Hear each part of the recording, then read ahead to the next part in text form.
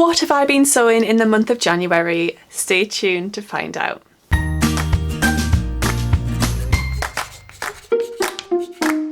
Hi everyone, welcome back to my channel. My name's Tamlyn and this is Sewn on the Tyne, and I'm here today to tell you all about the things that I made in January and a couple of my favourite things.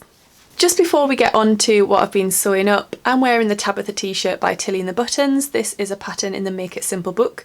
The fabric I'm using is a gorgeous tie-dye cotton jersey which I got from Sewisfaction. Let's get into it.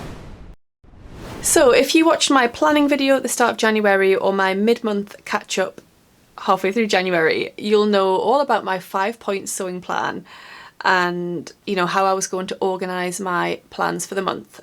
So I'll just go through them in order and we'll see if I've sewn up what I said I was going to, and then we'll see if there's anything extra that I've been making. Item number 1 was my work in progress, so something that I was already working on in December and I wanted to finish off in January. It's almost finished. It only needs buttonholes and buttons, and I was actually going to do those last night, so it would have been finished in January, but I wasn't feeling very well last night and I ended up going to bed really early and not doing any sewing. So my Patina Blouse by Anna Allen is pretty much completely finished. I'm going to grab it. It's in this gorgeous cotton poplin from Oya Textiles, which they let me choose from their website for free in exchange for just sharing what I'd made. They did give me a 10% discount code to share with you, which I'll leave the details for in the description box down below if you'd like to go and get some of this fabric or anything else from their website. So we've got the big sleeves. It's all finished off.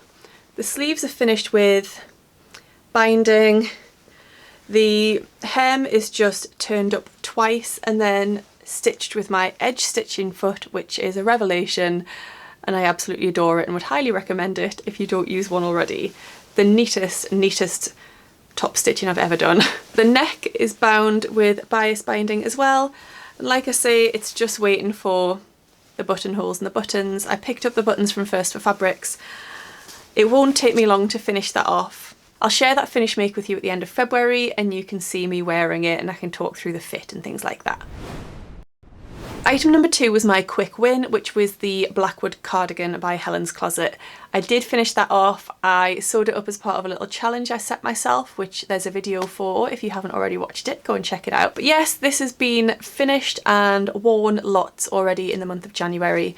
It was made in just a plain cable knit in black from First for Fabrics, and it's a great wardrobe staple. It's comfortable, it's warm, it goes with everything. Yeah, there's not much to say really. It's a really quick sew, it's a great one, and I would highly recommend that pattern. I did ask for recommendations for other cardigan patterns, which people did give me some suggestions of. So if you would like some ideas of cardigan patterns, go and check out the comments of that video, so my 1-hour challenge video. People have left lots of suggestions in the comments of cardigans that I could try as an alternative. And Love Notions actually released a cardigan this week called the Fraser cardigan, I think, and it's got a lovely curved hem. So I'm thinking of possibly trying that one. Let me know if you've tried that one. But yes, love my Blackwood cardigan. That was a success. Right, my third plan was my new make, my new pattern that I hadn't done before, and it was the Friday Pattern Company Patina Blouse. And yes, I finished this. I finished it off just in time to wear to my meetup with Rachel and Ruan. We were all wearing our patina blouses. Mine was in a viscose crepe from Rainbow Fabrics in the most stunning Galaxy Celestial print. It was black with a white print. I originally got 3 meters of this fabric because I wasn't sure what I was going to do and I thought I might make a dress. I ended up making this, and then I've gifted my leftover fabric to Rachel because she loved it so much. I had around 1.3 meters plus some extra left over, and I've gifted that to her, so I can't wait to see what that becomes. I sewed up the size medium in the short sleeve version. My measurements brought me out at a large, I think possibly creeping into an extra large for something, might have been my hips. But I sized down to a medium after looking at the finished garment measurements, and I'm really happy with the size. I think it's perfect for me. I wore it tucked in to my pleather skirt, as you'll see from the photos. The buttons I used were resin buttons from Ethel and Joan. They're small white ones with like a little Dalmatian print, and they just go perfectly. And I just adore this blouse and I want to make another one really soon in maybe something a bit brighter. But yeah, I would recommend the Patina blouse. The collar's stunning. I found the make really smooth. I didn't struggle with any of it, and I really enjoyed sewing it up and wearing it. It's super comfy, super stylish, and I'm very, very happy with that make.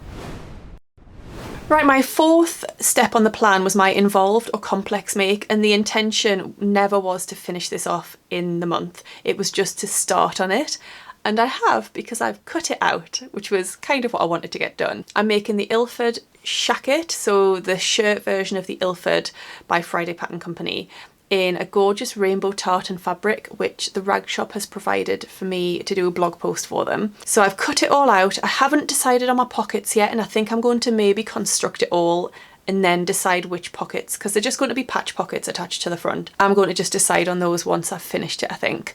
But yes, it's all cut out and ready to make a start on. And I'm thinking I might work on that when I have my first social sewing day next week in Newcastle. I did talk about that in my last video, and there's details of that over on my Instagram if you are interested. And then step number 5 was the gift, and I didn't get it finished. I'm really sorry, Sam, because it is a gift for you, but I have got it cut out and it's ready to start. It was something I was going to start last night, and then, as I say, I wasn't feeling very well, so I went to bed early. Hopefully that will be done by the end of this week, because he's been waiting since Christmas Day for that gift. I'm really sorry, Sam. So yes, that was my 5-point plan. I really enjoyed having it structured in that way. It really helped me focus and stick to my plans. The only extra thing that I then sewed up in January was part of Rachel from Stitched Up's live sew along. So she put a vote out, and the winning pattern was one that I really, really liked the look of, which was the Chalk and Notch Page Hoodie. It's a cropped hoodie. It comes with different sleeve options, and you can finish the bottom with either a drawstring or a hemband. And I just loved the look of this pattern. I had some fabric in my stash which was perfect for it.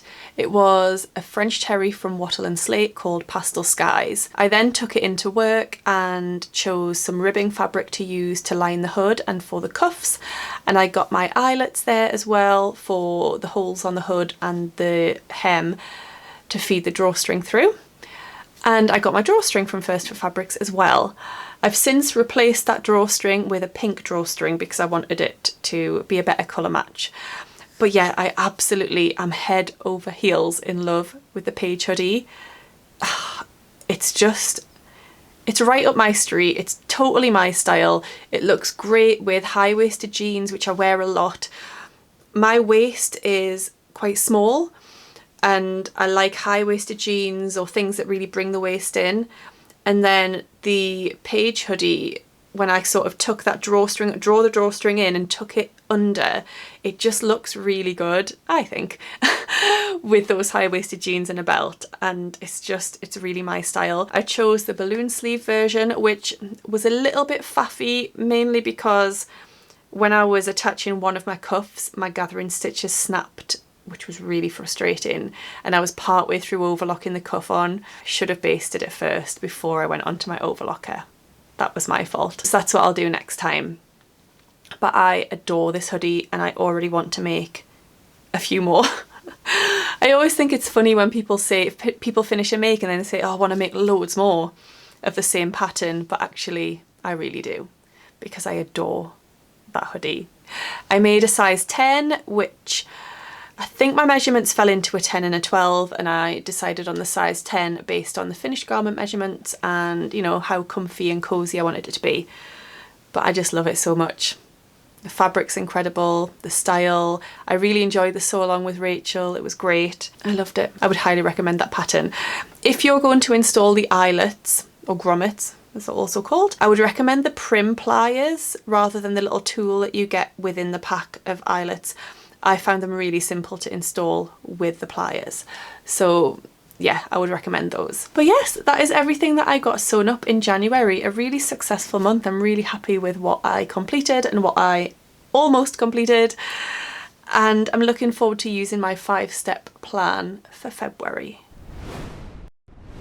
Right, I just wanted to mention a couple of my favourite things before I head off. So a book that I read in January and really enjoyed was one that I actually picked up from our local library, so I haven't got it here to show you, I've returned it now, but it's a book called Freckles by Cecilia Ahern. Honestly, what first drew me to this book is the front cover, because it's really bright and colourful. It's got like brightly coloured, almost like confetti or splodges all over, and that really drew me in. But I really enjoyed this story. So I read a lot of psychological thrillers, quite intense, quite hard-hitting at times. This was just a little bit of a breath of fresh air. It was still very emotional and gripping in a different way. So I'm just going to read a little bit of the description to see if you might like to read it too. Sometimes the people who have the power to change your life are the ones who have been there all along. Like stars in the dark skies above the tiny island where she grew up, freckles scatter Allegra Bird's arms, a link to her beloved father. She's never known her mother. In a quest to find the one thing she's missing, she begins a bold new life in Dublin, but she's left a lot behind. So when a stranger tells her she's the sum of 5 people, the 5 people she spends the most time with, she suddenly no longer seeks one person. She's looking for 5, and the truth lies in unexpected places. Life-affirming, beautiful and thought-provoking, Freckles is an unforgettable novel of 5 people, 5 chances and one woman's search for happiness. So yeah, I really love this book, would highly recommend it. I think I cried a couple of points, laughed, yeah, it was just a great one. So that was my favourite book of January. A TV series that we started watching in January. We're very behind the times because I think when did this start? 2015 this started, so we're very behind the times, but it is Schitt's Creek. So Schitt spelt S-C-H-I-T-T-S. So this is a Canadian TV sitcom, and it's based around one family called the Rose family, who were previously very wealthy and successful, and that changes and they come down to earth a bit, and yeah, it follows their trials and tribulations basically. So they had previously purchased this town, Schitt's Creek, and that's all they've got left when they lose everything. They have Schitt's Creek left. So they move to a motel in Schitt's Creek. And you've got the parents, who are Johnny and Moira, and then the children, Alexis and David. And then obviously there are other characters as well in the town, but it's hilarious. Each episode's only about 20 minutes long, which is perfect for me because I get tired very quickly if I'm watching TV. So I can maybe watch 1 or 2 a night. I can't sit and binge watch like some people seem to be able to. So yeah, the length of the episodes is great for me. It's so funny. Sam really enjoys it, which is great that we've found something that we can watch together. And yeah, the characters are just brilliant. I'm falling in love with loads of them. They're hilarious. Alexis and David, I think, are my favourites. I love their facial expressions, their mannerisms, they're just great. Their characters are fantastic. So if you haven't checked out Schitt's Creek and you want something really funny, heartwarming, yeah, I would highly recommend Schitt's Creek. We are watching it on Netflix, by the way. I'm not sure if you can get it elsewhere, but that's where we're watching it. I think we're on season 3 at the moment out of 6. There are 6 seasons. Oh, and just to mention that the series is actually created by 2 of the people that act in it, who are Eugene Levy and his son Dan Levy. So they are the father and son in the programme, and they created the programme, they wrote it and produced it. So yeah, it's absolutely brilliant. And one more favourite I'm just going to share with you is Sunday Funday. So my mum and dad have started to take Taylor for about 3 hours on a Sunday, late morning, early afternoon, and Sam and I have started to call that our Sunday Funday, and we do something different every week. And well, not different, but we do something together, some couple time, something fun, just the 2 of us when we're, you know, not parents, we're just being a couple again and enjoying our time together, and we're really enjoying those. So we've been for lunch, we've been bowling, we've played pool, we've done duck pin bowling, like the small pins and the small ball. Yeah, so we're really just enjoying that time together on a Sunday. It's really lovely. Taylor's having a great time with my mum and dad. You know, they're taking him out or taking him to the park and things like that. And it's really lovely for them to spend that time together, because my mum already spends a lot of time with Taylor, but my dad doesn't, so it's nice for them to have that Sunday where they do. And yeah, it just allows me and Sam to enjoy some time together as well. So I've really been enjoying our Sunday fun days in the month of January. And I think we're going to go for lunch again this Sunday. We're going to go for a burger, so I'm really excited about that. And it's really important to have that time together, just the two of you. Anyway, that's my favourites for the month. That's what I've been sewing up. Please do leave me a comment down below. What do you like that I've sewn up this month? Do you like any of those favourite things that I've shared? Are you a Schitt's Creek fan? I'd love to know. And yeah, I will see you very soon with another video. I'll be up next, I think, with a February sewing plans video or something like that, and an exciting collaboration that I've got coming up in February too. Thank you so much for watching. Please subscribe if you don't already. It will be lush to have you here with our little Sewn on the Tyne community. That would be fab. And please do like this video if you've enjoyed it. I hope you're all really well, and I'll see you again very soon. Happy sewing. Bye. So I'll share that finished make with you at the end of January so you can see. Honestly, what first drew me to this book? Oh, I can't think of the word.